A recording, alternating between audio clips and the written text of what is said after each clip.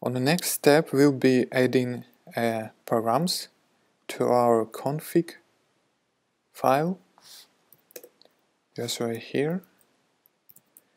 I can add params, which would be an object with different sets of data, and I can pass here our URL, our application URL. That would be our base URL that's stored in this config file.